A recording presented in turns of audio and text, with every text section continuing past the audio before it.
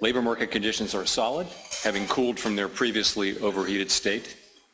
Inflation has eased, and my FOMC colleagues and I have greater confidence that it is on a sustainable path back to 2%. At our meeting earlier this month, we reduced the level of policy restraint by lowering the target range for the federal funds rate by a half percentage point. That decision reflects our growing confidence that with an appropriate recalibration of our policy stance, strength in the labor market can be maintained in an environment of moderate economic growth and inflation moving sustainably down to our objective. Turning to the labor market briefly, many indicators show that the labor market is solid. To mention just a few, the unemployment rate is well within the range of estimates of its natural rate. Layoffs are low. The labor force participation rate of prime age workers is near its historic high, and the prime age women's participation rate has continued to reach new all-time highs. Real wages are increasing at a solid pace, broadly in line with gains in productivity. The ratio of job openings to unemployed workers has moved down steadily but remains just above 1, so that there are still more open positions than there are people seeking work. Prior to 2019, that was rarely the case. Still, labor markets have clearly cooled over the past year. Workers now view jobs as somewhat less available than they were in 2019. The moderation in job growth and the increase in labor supply have led the unemployment rate to increase to 4.2%, still low by historical standards. We do not believe that we need to see further cooling in labor market conditions to achieve 2% inflation. Turning then to inflation, over the most recent 12 months, headline and core inflation were 2.2% and 2.7% respectively. Disinflation has been broad-based, and recent data indicate further progress toward a sustained return to 2%. Core goods prices have fallen 0.5% over the past year, close to their pre-pandemic pace, as supply bottlenecks have eased. Outside of housing services, core services inflation is also close to its pre-pandemic pace. Housing services inflation continues to decline, but sluggishly. The growth rate in rents charged to new tenants remains low. As long as that remains the case, housing services inflation will continue to decline. Broader economic conditions also set the table for further disinflation. The labor market is now roughly in balance. Longer-run inflation expectations remain well anchored. Turning to monetary policy. Over the past year, we have continued to see solid growth and healthy gains in the labor force and in productivity. Our goal all along has been to restore price stability without the kind of painful rise in unemployment that has frequently accompanied efforts to bring down high inflation. That would be a highly desirable result for the communities, families, and businesses we serve. While that task is not complete, we have made a good deal of progress toward that outcome. For much of the past 3 years, inflation ran well above our goal, and the labor market was extremely tight. Appropriately, our focus was on bringing down inflation. By keeping monetary policy restrictive, we helped restore the balance between overall supply and demand in the economy. That patient approach has paid dividends. Inflation is now much closer to our 2% objective. Today, we see the risks to achieving our employment and inflation goals as roughly in balance. Our policy rate had been at a 2-decade high since the July 2023 meeting. At the time of that meeting, core inflation was 4.2%, well above our target, and unemployment was 3.5%, near a 50-year low. In the 14 months since the July 2023 meeting, inflation has moved down and unemployment has moved up, in both cases significantly. It was time for a recalibration of our policy stance to reflect progress toward our goals, as well as the changed balance of risks.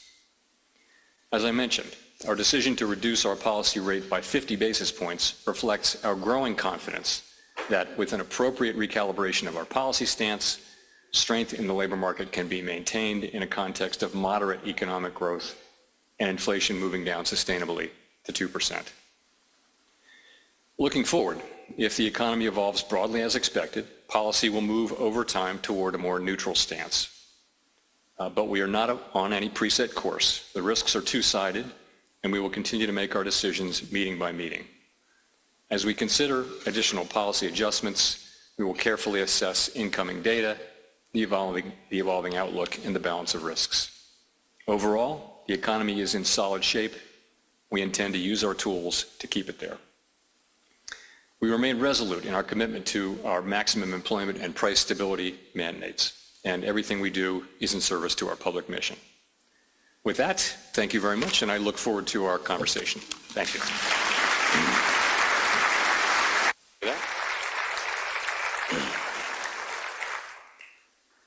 Thank you so much. Short and sweet. So here we are in Tennessee. We've had a major hurricane move through. It's top of mind. You know, when so I thought to bring it up right at the beginning. Does the Fed have a role to play when natural disaster strikes? So let me just say, like everyone, we see the tragic loss of life and the terrible disruption of millions, literally millions of people, including here in Tennessee. We have a couple of things that we do in these situations. One is that we're encouraging bankers to work with their affected customers in affected areas. And the second thing is that sometimes in these situations when power is out, there's a need for cash. And so we find that as a very important thing in these disaster situations. And so we have the ability through the reserve banks to make sure that the banks have available cash so that if power is out for a significant amount of time, there's enough cash to do transactions. But, you know, obviously we're mainly on the sidelines and you know, sympathizing with this very difficult situation people are in. Great.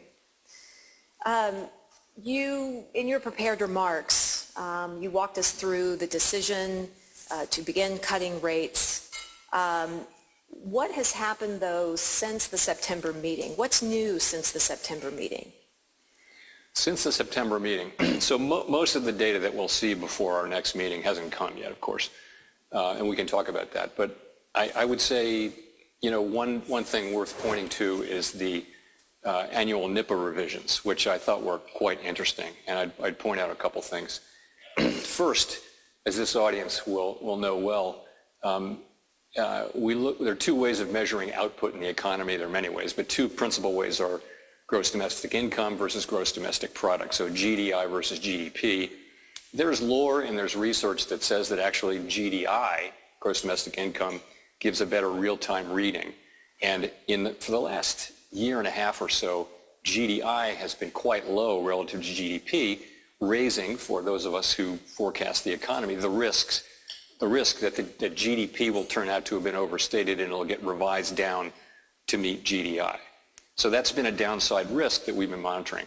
As this audience will well know, quite the opposite happened, and there were very large you know, adjustments to revisions to GDI, and there's now no gap between the two. In theory, there should be no gap. It's no statistical error in measurement. So that kind of, I would say, removes a downside risk to the economy. Secondly, it has looked as though consumers were spending more than their income. We see disposable personal income now being estimated up.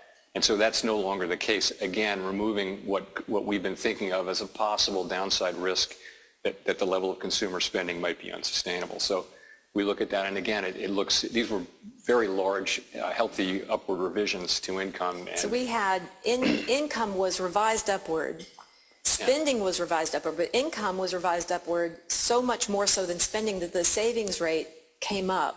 That's right. Even with greater spending. Yeah, the savings rate too.